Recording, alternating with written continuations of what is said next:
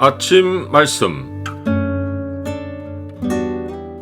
오늘 본문 말씀은 누가복음 22장 39절에서 53절입니다.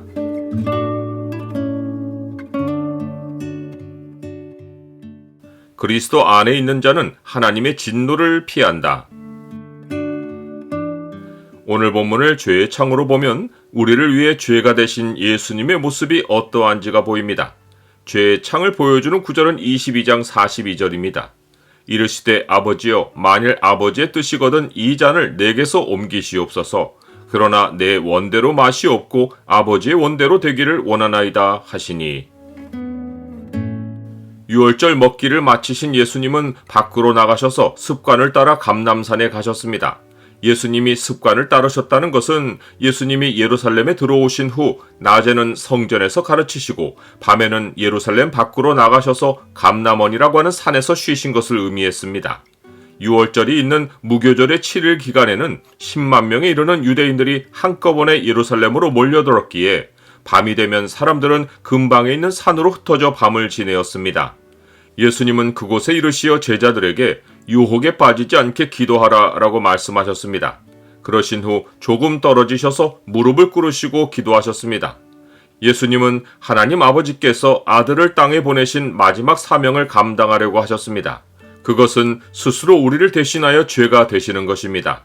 하나님이 죄를 알지도 못하신 이를 우리를 대신하여 죄로 삼으신 것은 우리로 하여금 그 안에서 하나님의 의가 되게 하려 하심이라. 하나님이 아들을 죄로 삼으신 것은 예수님이 아담이 되시는 것을 의미했습니다. 로마서는 한 사람으로 말미암아 죄가 세상에 들어오고 죄로 말미암아 사망이 들어왔나니 이와 같이 모든 사람이 죄를 지었으므로 사망이 모든 사람에게 이르렀느니라 라고 했습니다. 그러하기에 예수님이 아담이 되시어 죄를 감당하실 때 모든 사람에게 생명의 길이 열립니다. 아담 안에서 모든 사람이 죽은 것 같이 그리스도 안에서 모든 사람이 삶을 얻으리라.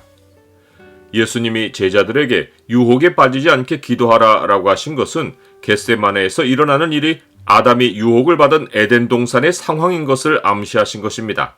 유혹에 빠진다는 말은 유혹을 당하는 것에서 한 걸음 더 나아가 스스로 유혹으로 들어가는 것입니다.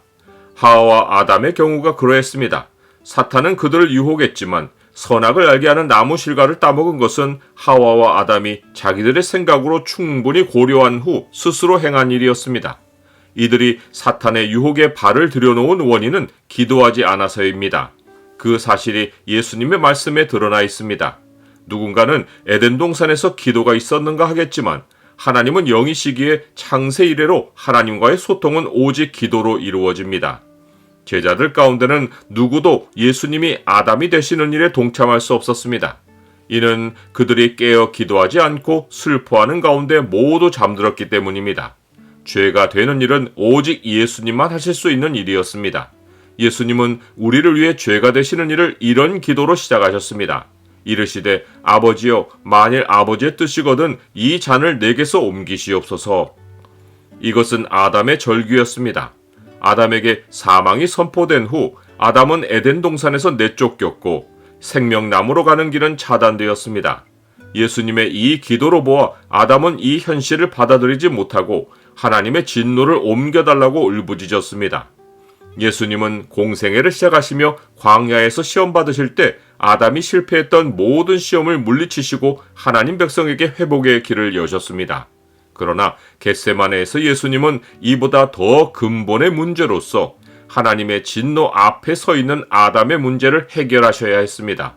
예수님은 아담이 진노의 잔을 옮겨달라고 두려움으로 외친 소리를 순종의 고백으로 바꾸시어 하나님의 진노의 잔을 받아들이셨습니다. 그러나 내 원대로 마시옵고 아버지의 원대로 되기를 원하나이다.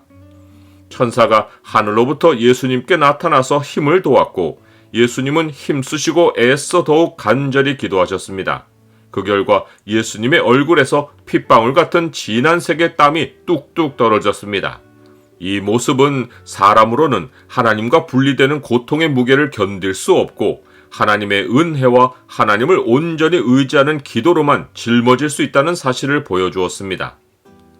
나는 죄의 무게를 얼마만큼이나 느껴보았습니까? 예수님이 제자들에게 찾아오시어 시험에 들지 않게 일어나 기도하라고 말씀하실 때 유다를 앞세운 한 무리가 예수님을 잡으러 왔습니다. 유다는 친구들과 가족들 사이에서 친밀함의 표시로 하는 입맞춤으로 예수님께 인사했습니다. 이것이 사람을 유혹하는 마귀의 속성입니다.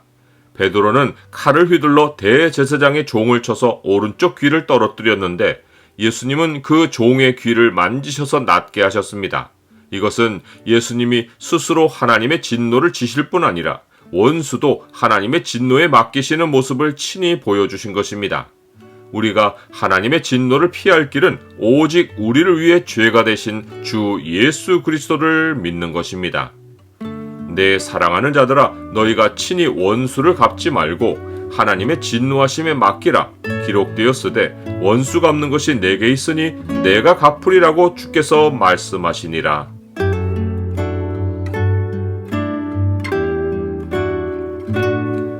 주님, 하나님의 형상으로 지어진 사람이 주와 소통하는 길은 기도입니다. 마귀는 소통을 끊고 자기 소리를 마음에 넣어 죄로 끌어내려 하지만 주를 찾는 기도가 유혹에 빠지지 않게 합니다. 항상 기도함으로 시험에 들지 않게 하옵소서. 예수 그리스도 이름으로 기도드립니다. 아멘.